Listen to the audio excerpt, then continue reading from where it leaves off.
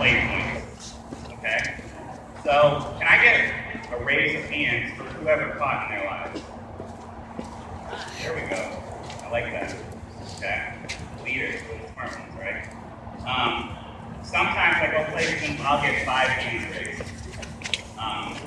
And I think because of that, because of just the sheer numbers of the game, like us, we have 3 catchers. On some of your teams, you might have 1 or 2 that actually catch.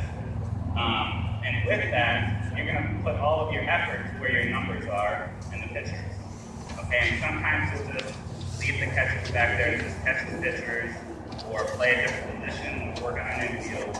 But we really need to emphasize and work with our catchers because they can be in the field, okay, with the leaders back there, and they will add tremendous value to each and every one of your teams that you put the effort into.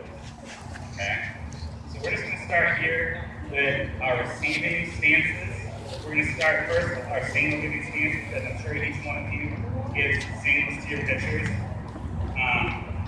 If I could just have one of us step up behind the plate here. Just a couple basic views. You're going to be throwing the ball to your feet as comfortable as you can be, a little higher in your stance. Your knees and shoulders are going to be pointed straight to your pitcher because that's the only person who needs to see your sign. Okay? Your glove is going to be at your knee, so we're shielding that sign from the third base coach, anybody on our left side. And our sign is going to be given high and tight in our stance. Okay? The last thing you want is to give a sign that's too low where everybody can see it. Okay? So if your shortstop or second baseman gets the sign, okay, it's not the catcher's job to show them. It's their job to get around and see it. Okay? So the only person we need to give the sign to is that pitcher. Now from that position, we're going to get into our receiving stance. And this is going to be the strongest, most balanced stance we can have as a catcher. Like we said earlier in hitting, no 2 hitters are going to have the same swing. No 2 catchers are going to have the same stance. Because it's going to be personalized to how they are and how they can sit there for 15,000 pitches. Okay? So as you can see, each one's a little different. Just a couple of guidelines that we like to have if they all stand up. You'll notice that their toes are pointed out. That allows them to kind of sit lower in their hips, a little bit wider than shoulder width. Then they'll just sit down as comfortably as they can and get their hips as low as possible because that creates a balanced, strong stance.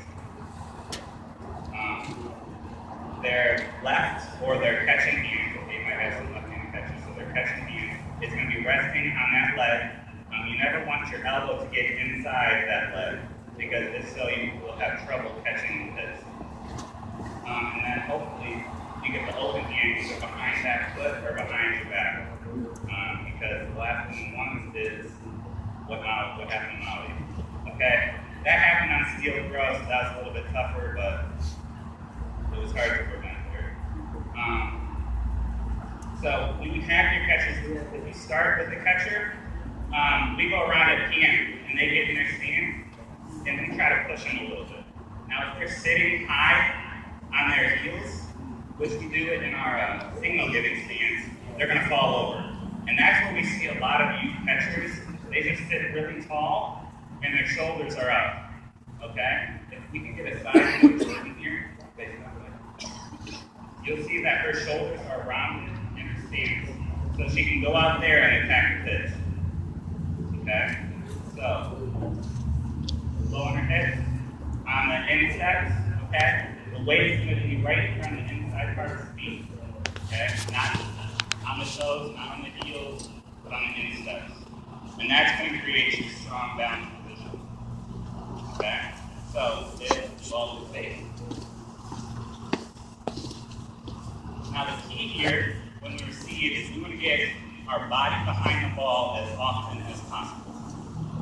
And that's done with using our ankles.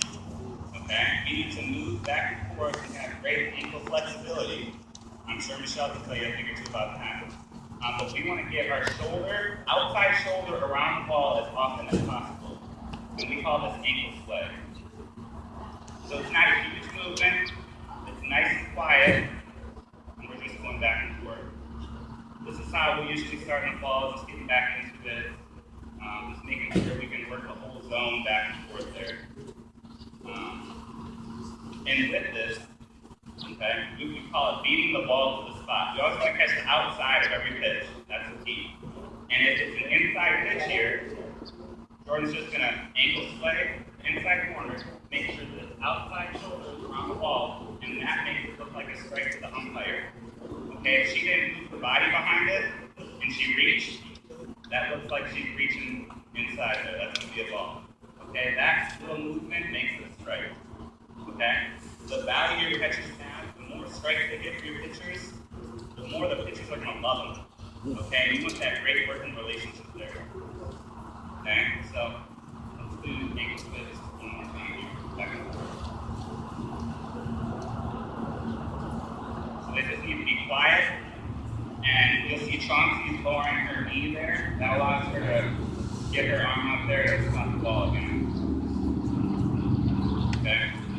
Now, with that ankle swipe, we do a progression while we're about to catch the pitch called spot, relax, stick. Okay? That is our movement to attacking every pitch. So we always want to give our pitcher a great spot where we want the ball. Okay, we always tell them where we want the ball. And we're not going to just go from that position to catching the ball, because our arm's going to be stiff, we're going to be slow, so we need to relax that wrist and elbow, so we're going to drop it a little bit, and that's the relaxed portion. And that's about right when the pitcher is starting to wind up, okay, into the plate. So we'll spot it, we'll relax it right when she's starting, and then as we're about to catch that pitch, we go out and attack it. So we can show that I'm sorry, that's the strike, and we catch it strong. Okay, and if you stick it, extend that elbow as much as you can to show that umpire that you stop the ball. Okay? If you catch it too deep, that ball's going to spin more and get off the plate a little bit more. Okay? So the farther out you catch it, the less off the plate it's going to be for that umpire. Now, a couple drills that we're going to do here. We're going to start off just with our basic ankle sway. And I love working tennis balls. Okay? It makes us have soft hands, we need to focus, and when you catch them, I like to have the girls just catch them with their peace sign fingers and their thumb. Okay? So it's going to be as soft as they can, working there.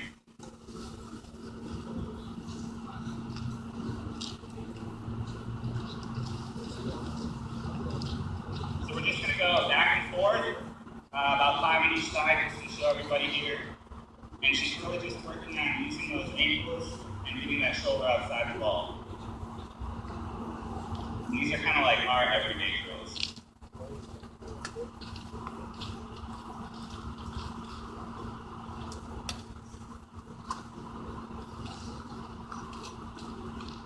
So we really got to focus in, have soft hands, and stop that ball as soon as you can.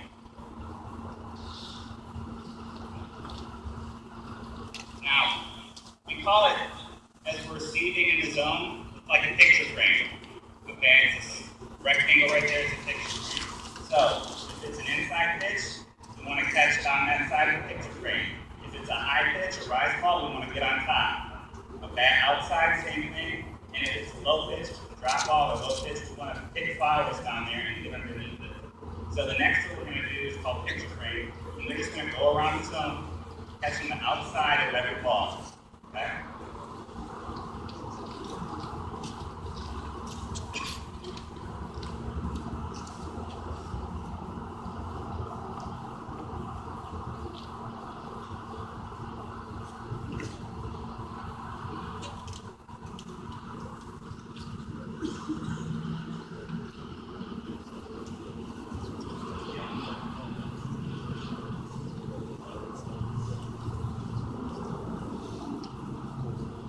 Small movements are going to make it so much easier for them to receive your pitches. If they get these movements down, all they're doing is stopping that pitch, and then work with your pitches. Okay, and the last thing we're going to do here for receiving is called our quick hands drill. It's a fun drill. I'm going to be tossing them as fast as I can, rapid fire, and they're just going to deflect the ball down, okay, and try to get in one spot in front of them.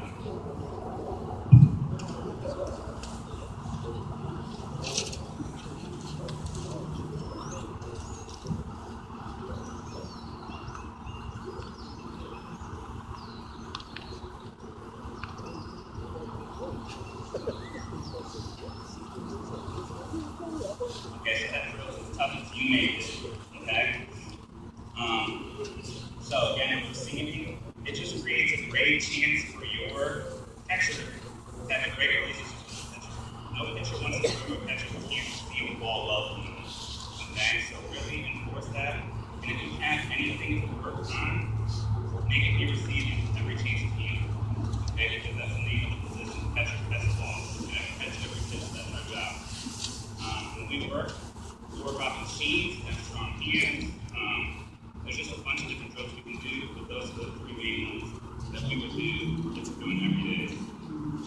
Next, we're going to talk about blocking.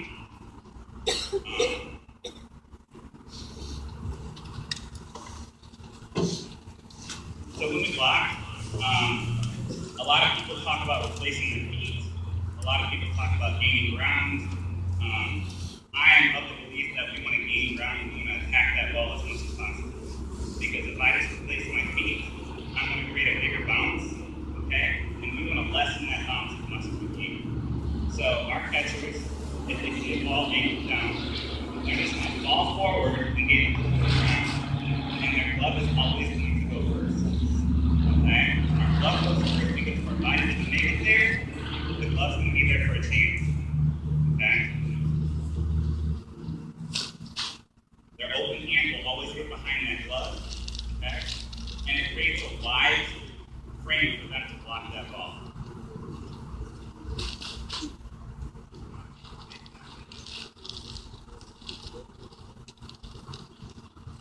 Okay.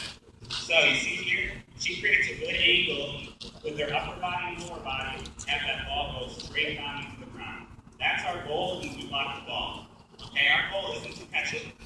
When we work on blocking, we block every pitch. If we catch it, we're doing something wrong. Okay, and we, as a boy, okay, when we block, we focus on blocking the ball. We want it to hit us and go straight down. And that's done with that great angle. And a good frame of reference is if your shoulders are above your knees. Okay, that creates a good angle for every athlete.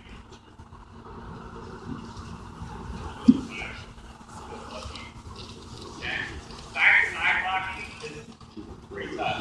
You always have to push with your outside foot to get going in the direction you want to go.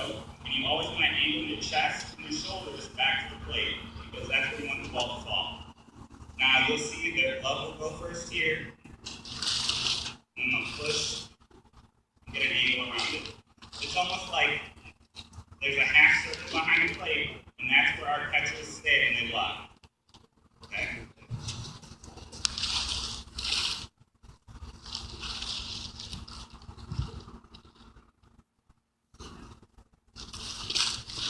Your catcher will have a favorite way to go and a not favorite way to go. And it's usually inside. Okay? So the first drill we like to do with blocking is just a 3-ball drill. You put a ball in front of them and a ball to each side, and they practice blocking each ball.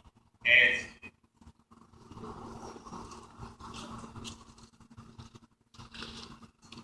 It just gives them a good frame of reference of how far they can go side to side, and they can work on angling back to the plate. So this is just a good warm-up for our blocking drills every day.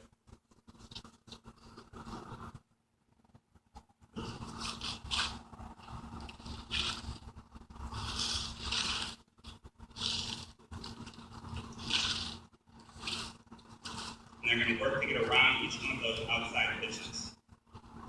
Now you can go from there and make it a reaction drill with a coach in front pointing to each ball. Okay, you can make it a competition by doing mirror blocks.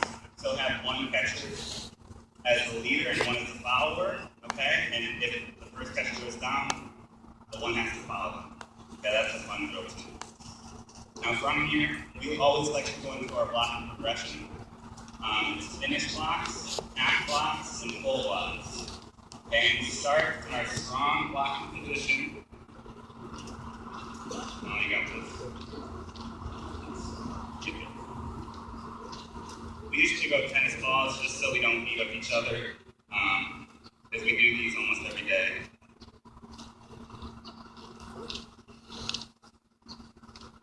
And we like to start in our finish blocks just to feel that strong position. And a lot of it is on the tosser here to throw it right at her. And once you get more and more skilled with this, you can start using your shoulders to get around the ball and bend it a little bit more.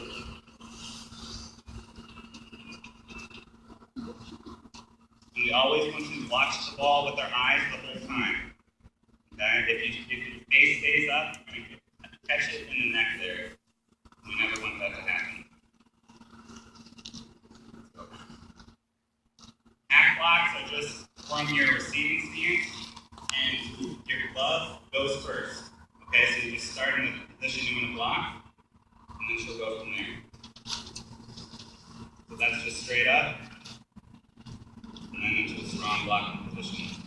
Now she could go hand side here. Go hand side. Glove side, that's good.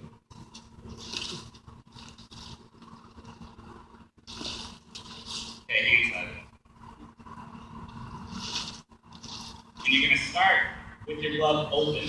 Okay, never have a backhanded glove when you're blocking. That just lets you get into a great blocking position back towards the plate. Okay, so that's our blocking progression. Finish blocks, half blocks, and then full blocks. Okay, we do it when we go half and full, we'll go in every direction. Okay, we'll go straight up and then to both sides.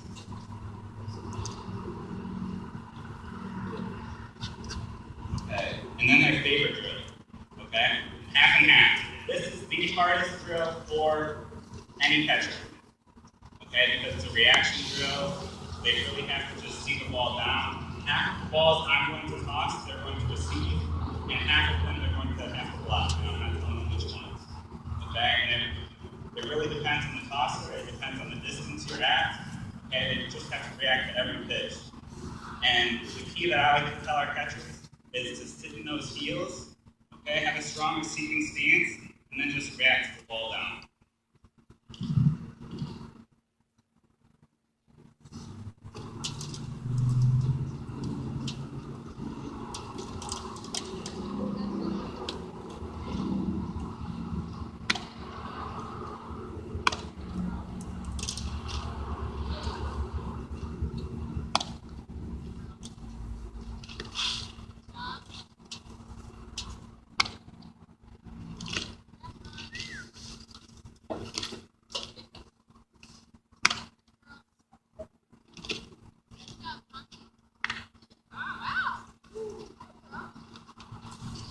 Hey, cha-cha made that look easy. Now you can see we use any type of ball in the indoor when we're working on catching because they got to receive the same. Okay, we could use softies, tennis balls, baseballs, softballs. I like using smaller balls just because we got to focus a little bit more. And then, yes, we make it harder by me hitting the ball at them. So sometimes I don't even know where that ball's going. Okay, it makes it tough on those ones. But sometimes good days and bad days, they don't like it that easy. So that's some of our blocking drills. We're going to get into throwing here, and I'm sure, give me a thumbs up if Dallas talks about throwing. Yeah. Now, for catching, my main things are transfer and footwork. Okay? The transfer is everything in catching and throwing. If you don't get a great grip on the ball, you're not going to throw a runner out.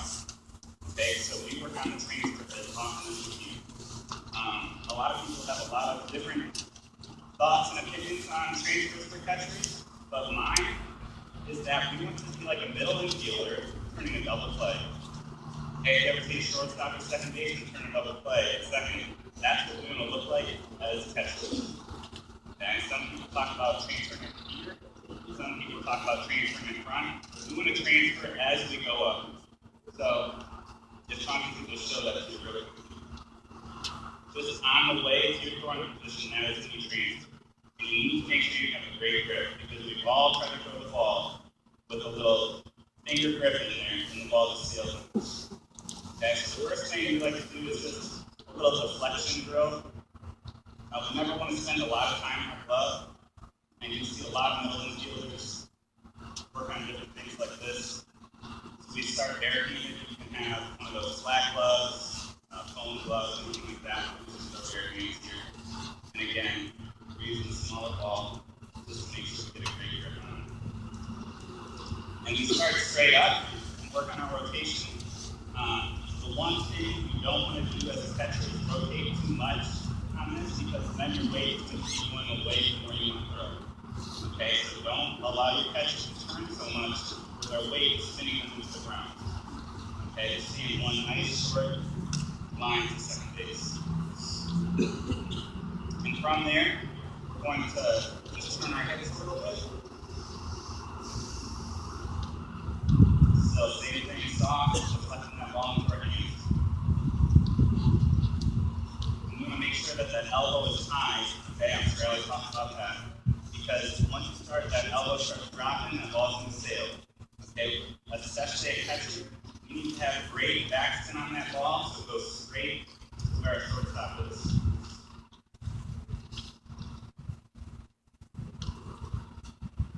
Okay. Now, we do a lot of throw from 90 feet, okay, instead of 84 feet, 10 and 3/4 inches.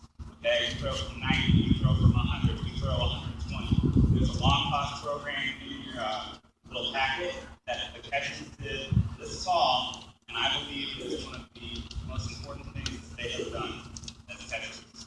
And Erin Cooper, our trainer, helped put that together. She did a great job, and they have the strongest arms I believe they've ever had because of that program. It's going to help us maintain strength throughout the season, because besides the pitchers, your catchers are the ones throwing right back to them. Okay, their arms are getting worked on as much as the pitchers, so we need to take care of them. And I believe one of those things is just long toss, strengthening, and maintaining throughout the season.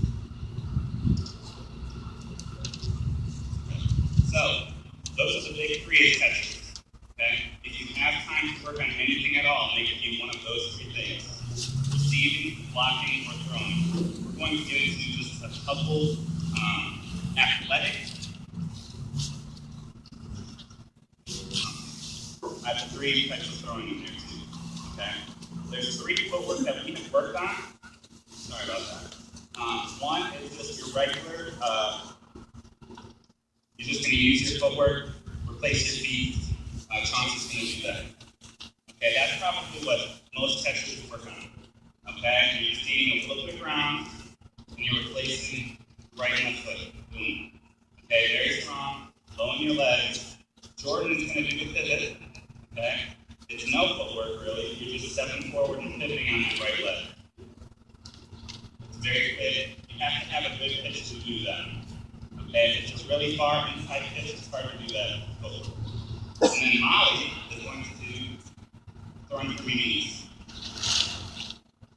And a lot of people ask, what are the fundamentals of throwing 3 knees? I like to think that just as we're throwing from our feet, we need to just cut it off with the knees. Okay? So she's throwing against the strong front side, and that left knee there, and she just throws over the top. You really need to engage the core and use your abs. Earlier in the fall, each girl did every footwork there, and we timed her to second base. And whichever one was the fastest, we kind of just kept and worked on that pop time, and they kept their footwork because we're no back. So I'm not going to have all of them use Chauncey's footwork. I'm not going to have all of them use Joe's footwork. Thanks, whatever's fastest and most comfortable for them. Okay, now let's get into some fun.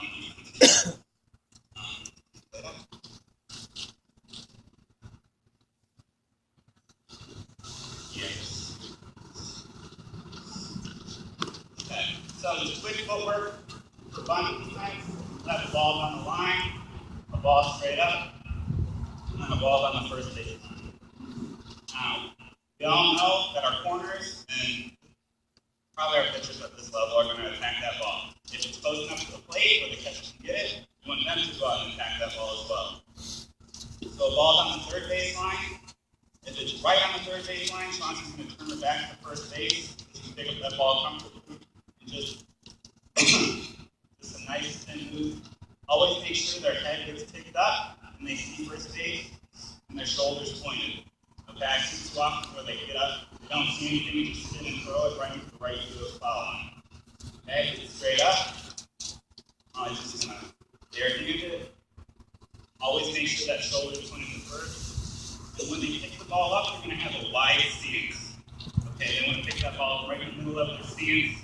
go from there. Okay? And then if it's close to them on the first baseline, they're going to pick it up, clear a line for them to throw. Okay, so step away from that first baseline and take a good angle to throw to first. If they just pick it up straight, and throw, they're going to throw right into the run. And this last one is a do or die play that we've been working on here the past couple of weeks. And it's if you're playing maybe one back and the pitcher doesn't get there, first baseman stays back because you're in a flat defense or something like that. And it's rolling up the first baseline. And it's a do or die play. She's going to pick the ball up like a lot of infielders do. Left foot on the ground, she's going to pick it up and throw it right when that right foot hits.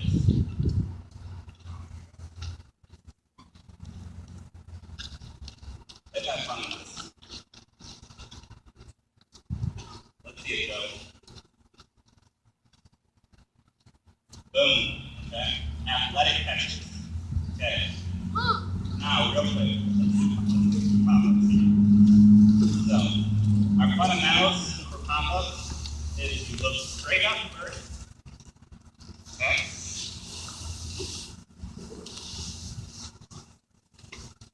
So, if you're a foul ball, okay, Connor's going to look straight up first. If the ball's not there, she's going to turn her back to the infield. Because if the ball's up and at an angle, that's got to be one of your corners. It can't be your catcher running out there trying to make that play on the run. Okay? So they look straight up, if the ball's not there, they're turning their back. And then they're attacking any ball that's going towards the fence. Okay, that is theirs. So just a quick little drill we do with that.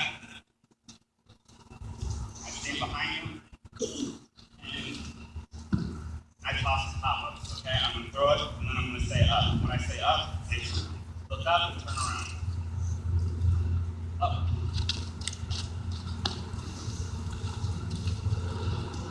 Up.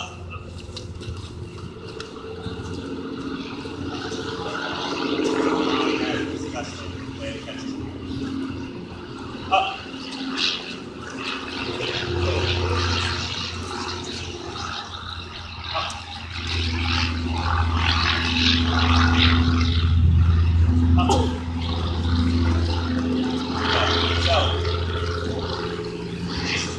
Sprinkle these kind of drills in with your receiving, with blocking, with